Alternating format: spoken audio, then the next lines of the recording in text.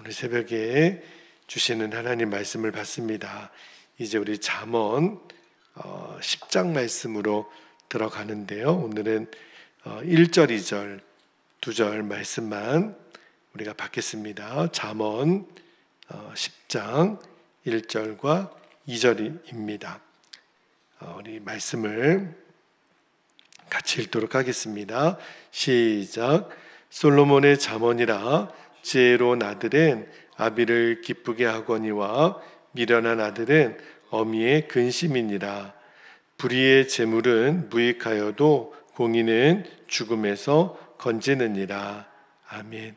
하나님 말씀입니다. 오늘은 2절 여기 시작하는 부분에 보면 불의의 재물은 무익하여도 오늘 설교 제목이 되겠습니다. 오늘 짧지만 각각 한 절씩 주님이 주신 기도의 제목이 있어서 나누고 우리가 기도하겠는데, 자, 첫 번째 기도 제목은 이런 기도 제목입니다.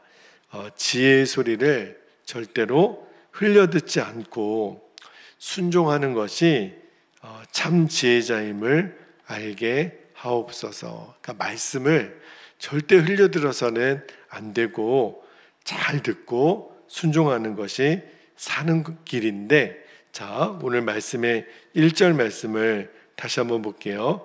1절에 보니까 솔로몬의 잠언이라 지혜로운 아들은 아비를 기쁘게 하거니와 미련한 아들은 어미의 근심이니라.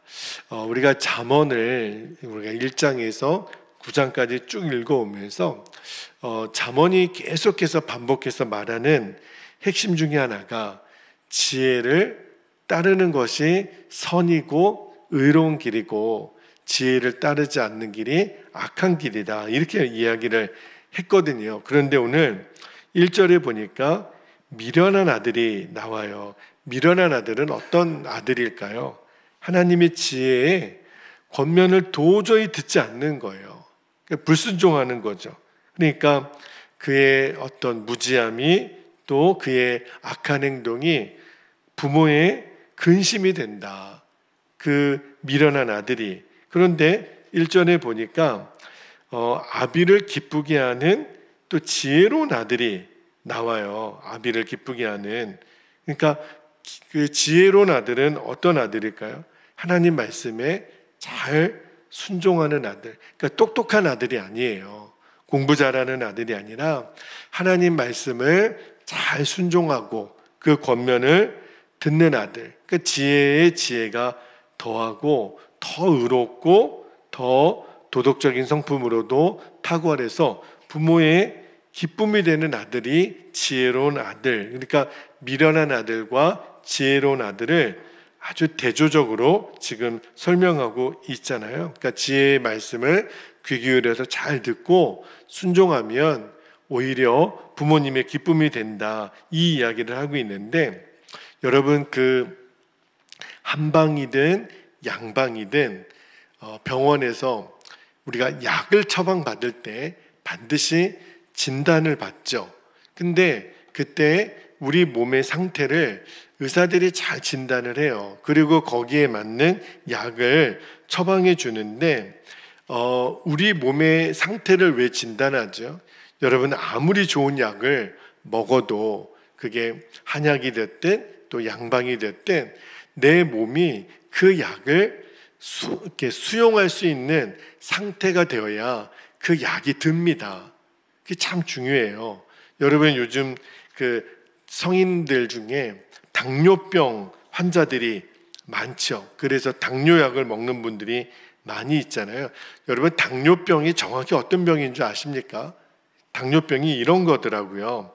그 원래 이 몸에 췌장이라고 하는 곳에 이 분비가 되는 인슐린이 있다는 거예요. 근데 그 인슐린이 부족하거나 제대로 작용을 안 하면 우리 몸의 피 속에 있는 혈당이 에너지로 활용이 안 되고 다 그냥 몸에 흡수가 안 되고 소변으로 다 배출된다는 거예요. 그래서 우리의 눈이나 신장이나 어떤 혈관이나 합병증을 유발하는 게 당뇨병인 거죠. 그러니까 많은 혈당을 공급해줘도 몸이 받아들이지 못할 때, 그래서 그냥 다 이렇게 소변으로 배출되는 것이 당뇨병이라는 거예요. 그러니까 영적으로도 마찬가지입니다.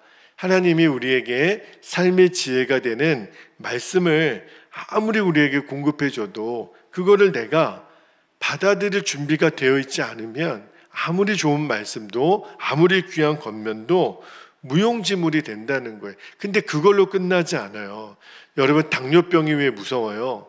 그로 인하여 아주 무서운 합병증이 오잖아요. 그러니까 하나님의 지혜의 말씀이 내 안에 온전히 흡수가 되지 않으면 우리는 절대 지혜로운 자가 되지 못하고 미련한 자가 되고 하나님 말씀을 거역하는 자가 되니까 그의 삶이 아주 망령되고 아주 엉터리 같은 삶으로 변질이 된다라는 거죠.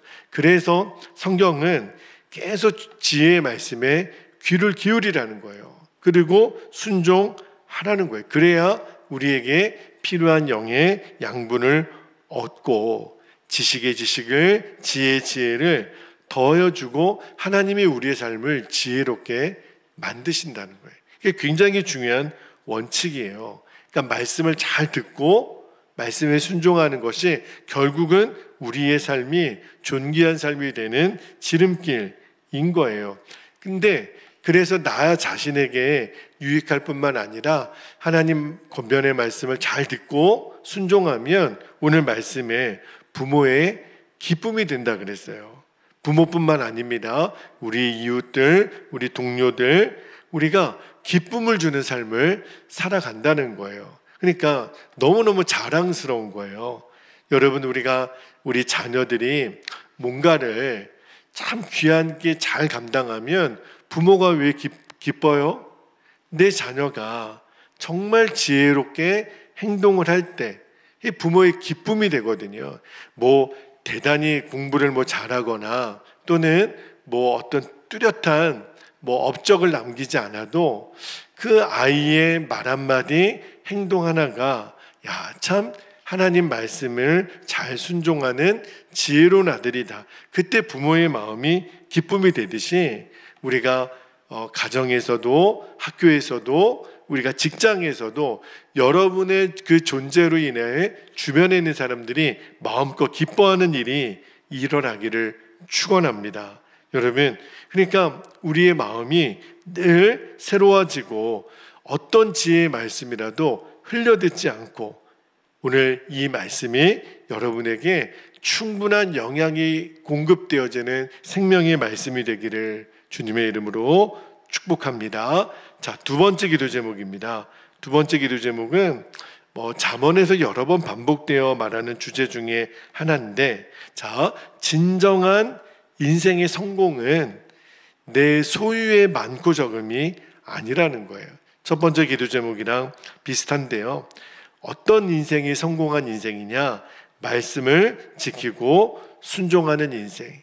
그러니까 그 사람이 진짜 인생의 성공자라는 거예요. 자, 2절 말씀을 한번 볼게요. 2절에 보면 오늘 설교 제목인데 불의의 재물은 무익하며 그랬어요. 또 무익하여도 공의는 죽음에서 건지느니라. 그러니까 잠언에서 많이 쓰는 그 어법 중에 하나가 대조법이거든요. 1절에서는 미련한 아들, 지혜로운 아들, 부모의 기쁨이 되고 근심이 된다, 이런 표현을 썼고 2절에도 보니까 불의의 재물은 무익하다. 여러분, 불의의 재물이 뭘까요? 여기 말 그대로 부정하게 획득한 재물이 불의의 재물이에요. 근데 그게 아무런 소용이 없다는 거예요. 부정한 방법으로 쌓은 부는 아무런 유익이 없고 결국은 종말론적으로도 그는 불행해지고 파멸에 빠진다는 거예요. 그러니까 하나님 뜻에 합당하지 않은 불법적인 방법, 불법적인 수단으로 얻어진 재물은 그의 영혼에 아무런 유익이 안 돼요. 일시적으로는 잘 나갈지 모르겠지만 결국은 하나님의 심판이 대상이 되니까. 그런데 여기 보니까 공의는 죽음에서 건진다 그랬잖아요. 공의는 뭘까요? 말 그대로 하나님의 의를 지키는 거예요. 마땅히 사람이 행해야 될 의로움을 말하는 거죠. 그러니까 좀 더 깊이 들어가 보면 하나님 말씀에 온전히 순종하여 의롭고 경건하게 사는 삶. 근데 그 공의가 어떻게 뭘 얻는다고요? 죽음에서 건진다. 우리에게 구원을 준다. 그러니까 진짜 그 사람은 의미 있는 참된 삶을 사는 것이고, 그리고 종말론적으로도 이제 구원을 얻고 영생을 얻게 될 것이다. 그런 의미를 담고 있는 거예요. 그러니까 이 말씀이 의미하는 게 뭐냐면 우리들의 인생의 진정한 가치, 어떤 사람이 인생에서 성공했는가. 여러분도 지금까지 인생을 얼마를 살았든지 내 남은 생애 동안 이제 우리가 정말 가치를 두고 내 인생이 성공했나 실패했는가, 그것은 어떤 기준을 갖고 봐야 되냐면 내가 얼마나 많은 것을 가졌나, 내가 얼마나 많은 것을 소유했나, 그게 내 인생의 성공의 지표가 되지 않아요. 우리 부모들이 자녀들에게 늘 미안한 마음을 가진 때가, 이런 표현을 하실 때가 있더라고요. 아유, 내가 너한테 물려준 게 없어서, 내가 너한테 잘해준 게 없어서. 그렇지 않아요, 여러분. 부모가 자녀에게 성공하는 부모, 좋은 부모가 되는 거는 자녀에게 뭔가 많은 거를 물려주고 또 자녀에게 어떤 재정적으로나 그런 유익을 줘서 부모가 성공했고, 그러지 못했다고 해서 부모가 실패한 게 아닙니다. 그러니까 우리 부모가 자녀에게도 성공한 부모가 되는 거, 우리 개인적으로도 하나님 앞에서 진짜 가치 있는 삶을 살았다고 인정받는 것은 하나님 말씀을 잘 듣고 순종하고, 그래서 내 삶이 하나님 앞에 공의로운 삶이 되면, 그러면 저와 여러분은 성공한 인생이 되는 거예요. 안타깝게도 오늘날 많은 사람들이 불법을 행하고도 나에게 유익이 된다면 서슴지 않고 행동합니다. 아무렇지도 않게요. 대표적인 예가 뭐냐면 탈세예요. 요즘은 그런 관행이 많이 없어졌지만 옛날에는요, 이렇게 물건을 사거나 또는 이렇게 어떤 값을 지불할 때 현금 영수증을, 그러니까 옛날에는 영수증을 손으로 썼잖아요. 요즘은 손으로 쓴 영수증 인정하지 못합니다. 근데 그 손으로 쓴 영수증에 돈을 가짜로 내가 그 받은 거하고 다르게 기재를 합니다. 그래서 아니 이렇게 전자 영수증 해주세요. 그러면 뭐라고 얘기하냐면 이렇게 해야 값도 더 싸게 해주고 당신도 좋고. 근데 왜 그렇게 해요? 그래야 나도 세금 혜택을 더 받는 거예요. 그 세금도 안 내려고. 여러분, 이 탈세를 작은 금액도 그렇게 하는 사람들은요, 나중에 어떤 일이 벌어지냐면 더 큰 금액도요, 눈 하나 깜짝하지 않고 탈세하는 사람들.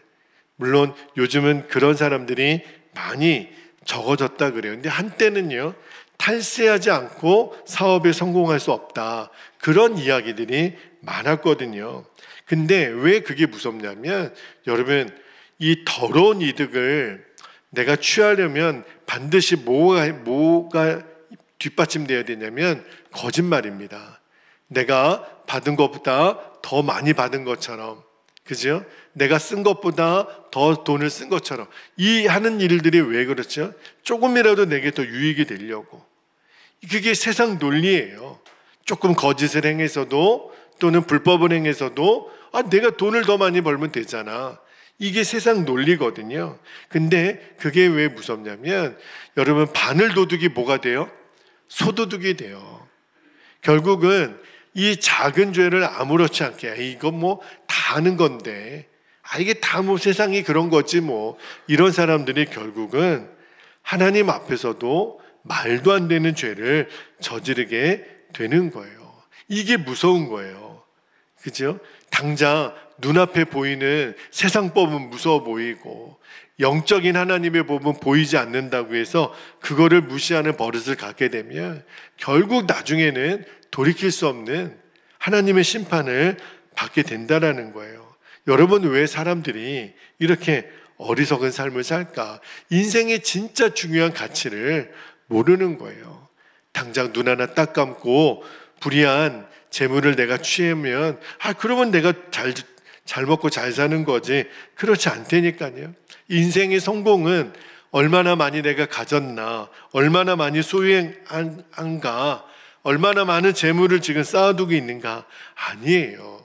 그게 내 성공을 보장하는 게 아니라는 거예요. 오히려 하나님 앞에 작은 불이한 재물도 내가 탐하지 않는 거. 그죠? 여러분, 정말 우리 마음에 이게 없어도 살고 있어도 산다면, 그러면 여러분은 정직을 선택하게 되기를 축복합니다. 하나님 말씀대로 사는 것을 선택하기를 원합니다. 진짜 굶어도 된다면, 그죠? 그래서 내가 죽지 않는다면, 그러면 하나님, 제가 불의한 재물을 선택하지 않겠습니다. 그죠? 여러분, 옛날에는 우리가 그러한 생각도 많이 했었잖아요. 진짜 길을 가다가 무슨 돈이 가득 들어있는 가방이라도 주셨으면 그런 일은 있지도 않거니와 설령 그런 일을 만났더라도 여러분, 요즘은요, 길바닥에 떨어지는 돈 하나 잘못 주어도 큰일 납니다. 내게 아니에요. 하나님이 우리에게 진짜 주시는 복이 뭐죠? 하나님은 우리에게 땀 흘려 일하여 우리에게 맡겨진 그 수고의 열매를 거두게 하시는 게 하나님의 방법이에요. 더 가지려고 노력할 필요도 없어요. 하나님은 우리의 수고한 만큼 주십니다. 여러분, 내가 수고한 만큼 하나님이 우리에게 주시는 복을 누리는 게 진짜 복이에요. 거짓된 거, 불의한 재물이 절대 우리에게 유익한 게 아닙니다. 그게 오늘 말씀이 우리에게 주시는 도전이에요. 주님, 절대로 불의한 방법으로 내가 재물을 더 얻으려고 하지 않겠습니다. 하나님 말씀대로 따라 사는 것이 진짜 성공한 인생이고 우리에게 생명을 얻는 우리 인생의 방법이라는 거예요. 그러니까 절대로, 그러니까 죄를 범하지 말라, 하나님 말씀대로 듣고 순종하라 말씀하시는 거예요. 여러분, 우리가 영원한 삶이 있다라는 것을 늘 기억해야 됩니다. 우리들의 삶이 이 세상의 삶으로 끝난다면, 그러면 더 불의한 방법으로 살겠죠. 절대 그럴 리가 없어요. 우리에게는 영원한 하나님 나라의 삶이 있어요. 결국은 하나님의 심판대 앞에 우리는 다 서게 될 겁니다. 당장 눈앞에 보이는 이 유혹을 내가 뿌리치고 영원한 하나님의 나라를 우리는 알고 있기 때문에, 그래서 오늘도 정직하게 이 순종의 길을 걸어가는 거예요. 여러분, 숨겨진 죄악은요 반드시 드러납니다. 그죠? 내 거라고 아무리 움켜져도 결국은 하나님이 불어버리시면, 그때 말씀을 드렸잖아요. 불의한 재물은 독수리가 날아가듯이 다 날아가는 뿐이에요. 결국은 그게 영원한 나의 소유가 되지도 못합니다. 당장은 힘들고 어려운 길이라도 하나님, 끝까지 우리는 공의로운 길을 걷게 하옵소서.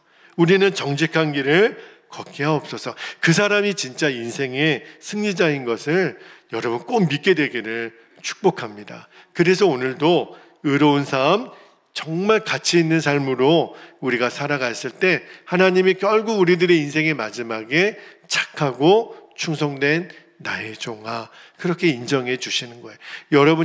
저와 여러분이 꼭 그렇게 하나님께 인정받는 그러한 그 공의의 또 의로움의 주인공들이 되시기를 주님의 이름으로 축복합니다. 이제 우리 함께 기도하겠습니다.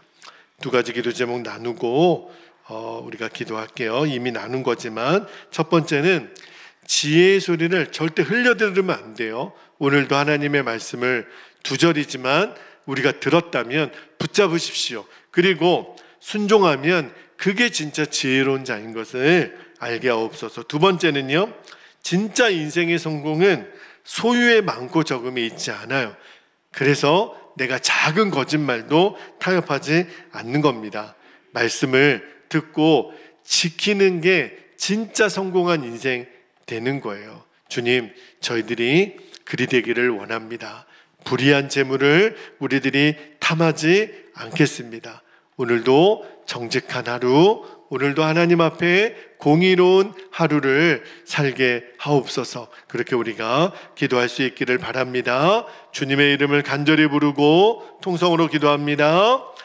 주여